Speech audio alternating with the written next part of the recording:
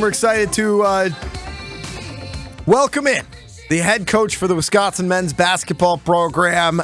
He is friend of show, Greg GARD. Coach GARD, thanks for spending a little time with us here today as we get ready for the second annual Alumni Charity Challenge coming up at Summerfest. That's this Friday at 4 p.m., so June 30th at 4 p.m., where we're going to have Wisconsin, captained by our very own Ben Brust, compete against Marquette, UW Green Bay, and UW Milwaukee for a chance to raise even more money for the fabulous charity that you and Michelle have set up with Guarding Against Cancer. So thank you for the time, Coach, and what have you been up to? Well, thanks for having me on, guys. The pressure's on Brust. Yeah, I mean, we won last year. I'm fine with the pressure. We're building winning teams. The best part is... See if you can repeat. Yeah, yesterday on Homer and Tony, Travis Diener joined them and blamed the wind. We all had to shoot in the wind. I mean, I love it. I already got everyone where I want. I'm just already making excuses. You're living rent-free in their minds? Always are, Coach. Okay. No, I've been doing good. We just finished team workout number 4 of the summer on the court today, so just wrapped up that a couple hours ago. So off to a good start. Good couple weeks in the weight room already. So we're 2 more camps starting tomorrow with our advanced camp and team camp starting tomorrow night, and then we're back on the road recruiting right after the 4th. Coach, you've mentioned you've been in the weightlifting area a lot more, seeing the guys lift. Are you jumping in there? Are you showing them what you got? Are you getting in shape with them? No. I keep all that to a private room, Ben. You know that. That's right. I have seen the setup. Coach do as Garza. I say, not as I do. Yes, unbelievable setup where he's got a sweet court to just watch film and be around. But Coach, I'm excited for this upcoming season for a lot of reasons. But I just want to ask you in general, like, you've had the job for a long time now. Whether it was the transition from when Bo left in the middle of the season to obviously it was, well, those were Bo's recruits. Now it's Guard's recruits. What would you say you've learned the most over the last 6-7 years? Don't get caught up in comparison, whether it's players, whether it's coaching staff.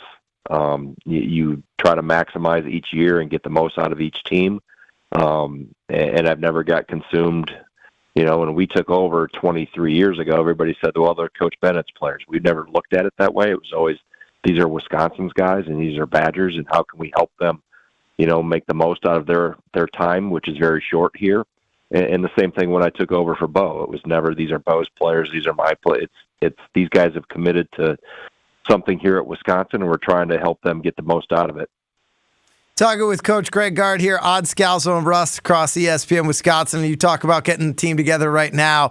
Every team in every sport, right? Every season seems to have a different identity. What are you seeing early on from this squad? Obviously, last year felt like a brand new team with a lot of guys who'd played some ball, but maybe were stepping into new roles. After Johnny went to the NBA. Now this year, you're returning a lot of starters, returning a lot of guys with experience. What's the feel so far this early in camp? Yeah, I mean, it's definitely one that, obviously we got a long ways to go. I mean, we're barely into July or not even yet. But what I like about this team, and the main thing for this team to take a jump was retention. And we have, obviously, our core, as you mentioned, the starting 5 are back along with some other key contributors. But the jump that those guys can make here and have made through the offseason so far, obviously that's first and foremost. That's going to help us. That's going to be at the core of what we're going to be as a team. But then the guys that we've added, whether it's AJ Storr or any of the 4 freshmen, it's a really good freshman class that's come in to compete. And if you watch, other than maybe, Ben, we put in full court passing and 4 corners and pivot passing today. So you can imagine that was kind of a fire drill. But if you didn't know, the freshmen running the wrong way or throwing to the wrong guy in the line, you wouldn't know they were freshmen. So they've definitely made their impact, not only in the coaching staff, but also on their teammates. Like, they've opened some eyes. So what it's done is raise the level of competition. I'm going to have a lot of hard decisions to make, which is good. That's what you want as a coach when we get to October, November, when it comes time for me to decide minutes, because it's going to be extremely competitive. So that's exactly what we wanted. It's what we needed. We didn't have enough of that last year. And I think hopefully as long as we keep walking forward here and getting better, we put ourselves in a position to have a really good team. Coach, you recently signed the highest-rated recruit under your tenure, and I know that could mean absolutely nothing or it could mean a lot, but it does get people excited.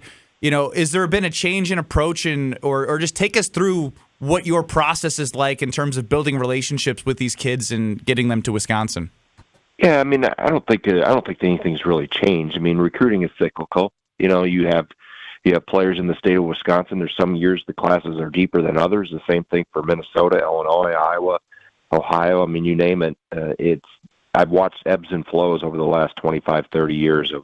There's years when a state has a lot of guys that you think can play for you, and then there's other years where maybe there's one or maybe not anybody, and that doesn't mean that there's not talent. It's just the fit at the right time, and do you have a scholarship open in that position? Are you backlogged a little bit?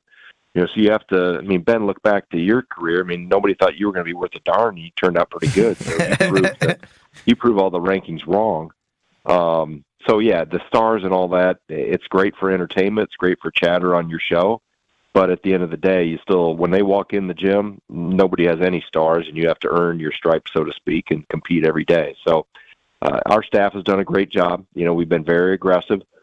We've, I think, used the portal in the right way for our program and our team. It'll be, if it's the right fit at the right time. But I still want to keep, I think the last time we talked about recruiting and retention and development, and that's the thing.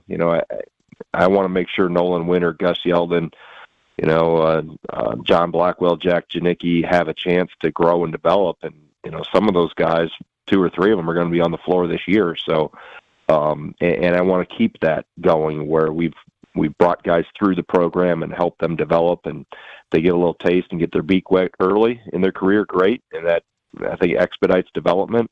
But again, I want to make sure we're at the core, because I think if you start trying to do it other ways where you're doing a lot of transfer portal, you can maybe modify and integrate 1 or 2.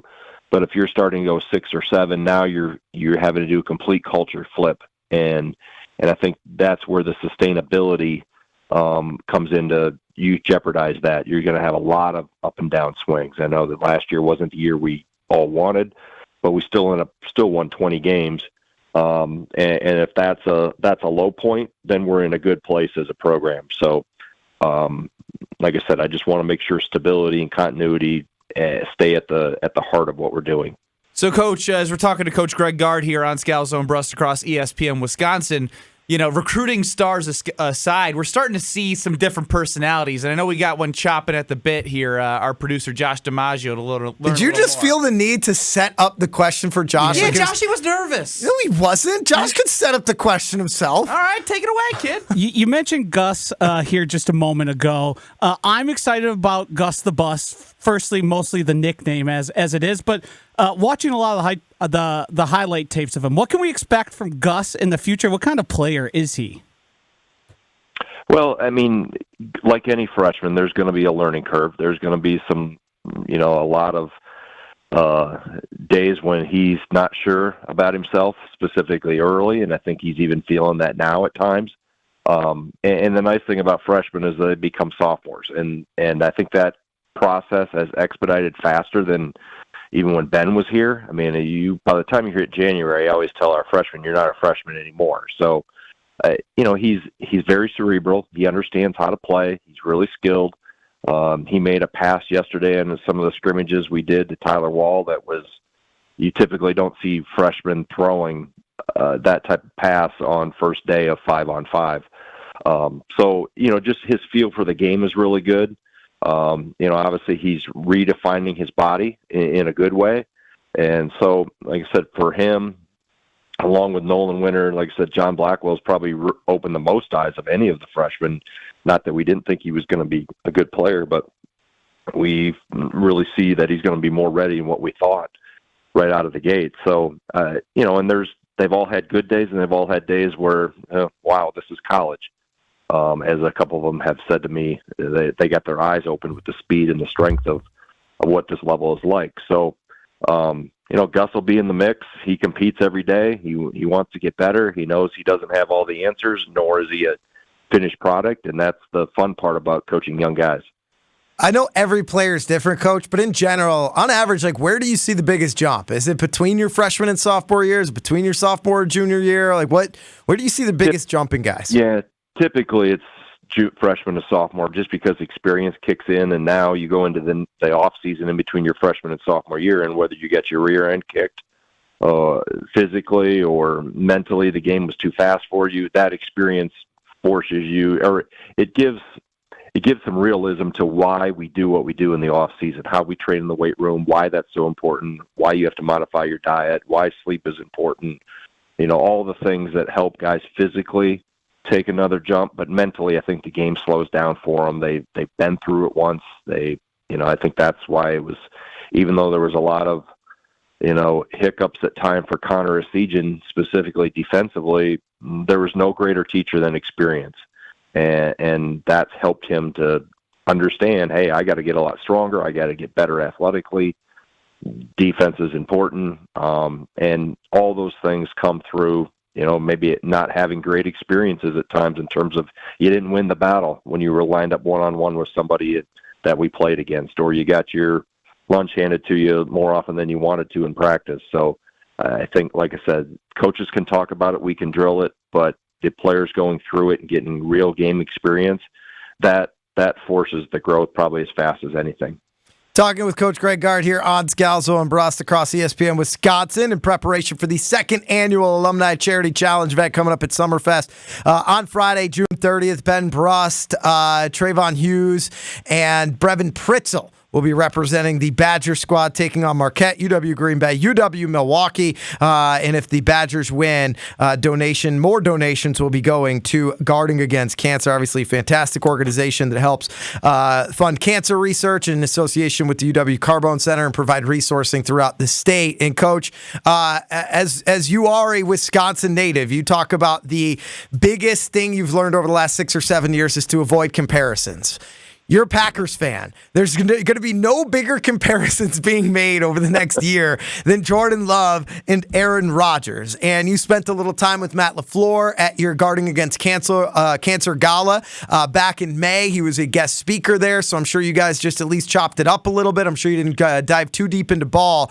But as a Packers fan, like, put on your fan hat here, how do you go into this Packers season trying to not make that comparison? Like, what's your mentality going into the 2023 Packers season in the Jordan Love era? Well, you enjoy his development and you watch him grow, because he's going to get better. He won't throw it to the right colored jersey all the time. Hopefully he does it, less than maybe anybody predicts, but there's going to be growing pains because he's only played sparingly. He hasn't started many games. He hasn't started a whole season. He hasn't gone through a whole preseason camp as the number one guy. So there's going to be growth, as I mentioned, just with our guys. I mean, the best way to grow and figure things out is you get your feet thrown to the fire. So there's going to be growth and development. And I think, obviously I have a little different perspective because I'm in the profession of coaching and watching young guys get better over time. So I may have more patience than others, but I think just sit back and watch his growth, because I'm sure there's going to be spectacular plays when they got him already lined up for Canton, and there's going to be days when they're going to want the backup in there right away. So fans are short for fanatic, which can be borderline crazy at times. So I think you just enjoy the ride and watch him grow and develop, and watch his team rally behind him and see how he can lead. He doesn't have to necessarily be the main guy, as long as he can get those other guys to, fall in line with him and produce. He doesn't have to be a hero. And I think that's the thing, as a good leader and a good quarterback, you find the right buttons to push at the right time. And there's going to be a point in time when he's going to have to be the hero, but maybe as a first-year starter, Matt will do a good job of not putting him in those, game-saving or all-or-nothing type positions as much as possible until he's ready for them. But, Matt will do a great job. I was really impressed getting a chance to spend time with him here back in May. I've become more of a fan of people than logos, just because of how people act and treat people when you're behind closed doors. And him and his wife, Brienne, were awesome. You knew I was a big fan of Mike McCarthy and how he treated people, specifically how he treated me and my family. And I see the same thing for Matt. I mean, he's a really good guy who happens to be a really good football coach coaching our favorite team, except for Ben's favorite team. Yeah, Coach, I was curious about that because you had mentioned you didn't really know much about Matt LaFleur, and he's entering his 5th year now, and he's had a ton of success, and this is his first year without Aaron Rodgers. Is there something from a football perspective that you learned that surprised you most, or even like if it's a personality trait that you didn't know about that like was surprising? Because we're going to learn more about him as a coach, but maybe you have some insight to something we don't know. Yeah, I think he's very down to earth, very practical. I mean, it's not it's not much unlike Mike, in terms of how he was as a person behind closed doors. He understands he's paid his dues to get where he is. I mean, he talked about his time back at Central Michigan, and I mean, he's been on a long haul to get where he's at, and obviously to have your first job be with a Hall of Fame quarterback that doesn't happen to every rookie head coach for your first 3 or 4 years. So he's, now I think in a good way, it's put him in a position where he's got to get his feet on the ground and understands the role even better. And now he can work with a new quarterback. So if you had a new quarterback and a rookie head coach at the same time, that might, the learning curve and the just how everything blended probably wouldn't be as smooth as it was with Matt and Aaron. And now it's, a good time for a transition to let Jordan Love take over, and Matt understands and knows what he's doing. And but obviously there's a lot of pieces to it that have to perform. Your defense has to be well. Your special teams have to play well. There's a lot of things that go into it that maybe from the outside don't look like they should fall on the head coach, but players have to play and other coaches have to do their job. And, which I'm, like I said, just being a fan of Mike in the past, getting a chance to meet Matt, I've learned that over the years as I've gotten older and deeper into this profession, even in my college basketball world, how people act when the camera's off and how they treat people when the lights are off and the spotlight's not on them. Do they go out of their way to help other people? And that's, I think, the first, assessment I use with people. And like I said, Matt was awesome back here in May, and we've stayed in touch since. We've been texting, and I may pop up to training camp sometime in August if my schedule allows. But like I said, hopefully Jordan gets him off on a good note, and it'll be exciting times for Packer fans. Yeah, and in May, Matt LaFleur is the guest speaker there.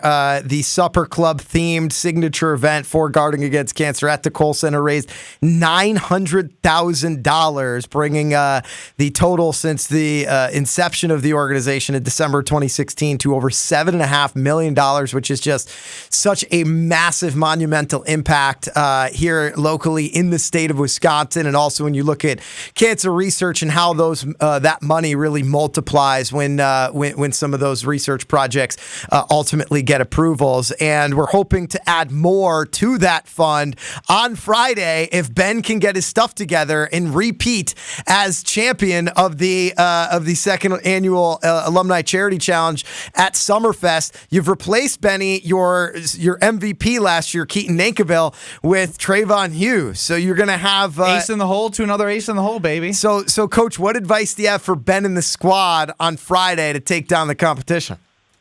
Don't screw it up, Ben. That's fine. I got this, Coach. I put together a team I'm confident All right. in. And summerfest.com/alumni charity challenge, because when you make a donation to GAC, you get a free Summerfest ticket. So I also heard we might not be really? in I didn't even know that, Ben. Yeah, that's why I'm here to promote that to the fans, because I want to make sure not only do we win the event, but that GAC gets the most money into the event as well. We're not first in donations, so that's why I really wanted to get that out there. Summerfest.com/alumni charity challenge. Coach, yeah, and everybody, Ben, you guys included, Greg, you guys have done an awesome job of helping us through the years, whether it be, privately behind the scenes at events or what you do on your show. So we really appreciate that. And those that want to help, you mentioned the Summer Charity Challenge website, but they can also go to guardingagainstcancer.org. And we've got events coming up here, Stevens Point in September and other stuff throughout the fall. Pheasant hunt. We got to do the pheasant hunt. I've hunted I've never pheasant before. hunted. That's why it would be. I gotta. What do we do to the bird? We skin it. Field dress it. That's what it is. Yes. I don't know if Ben's ready for that. Coach, I want to leave on a good foot here, but I've had a couple of Scalzo and Brust family members mention how I haven't asked you yet about Ben's recent take that Larry Bird wouldn't make today's NBA. He said that Larry Bird wouldn't be good enough to play in today's NBA. Can you just tell Ben how wrong he is about that? Ben, you're wrong. I've admitted I was wrong on this one. Jordan or LeBron? It's Jordan. It's Jordan. I like LeBron a lot, but it's still Jordan. Greg? Yeah, I mean, it's such a difficult conversation, but I'll take Jordan. Sure. Okay. All right. Coach, in agreement. Coach, thank you as always for the time. Once again, guardingagainstcancer.org. See everything that they do. Some fantastic events coming up, including that pheasant hunt that Betty and I will try to squeeze our way into. But as always, thank you for the time, and pressure's on, Ben. Got to get a win on Friday. Get it done. Go get it done, Ben. Go get it done, Ben. Thanks, Coach. See you later. And Brevin and Trevon. So it's on all three of you. That's it. All right. Good luck, guys. Yeah. Thanks, Coach. Take care.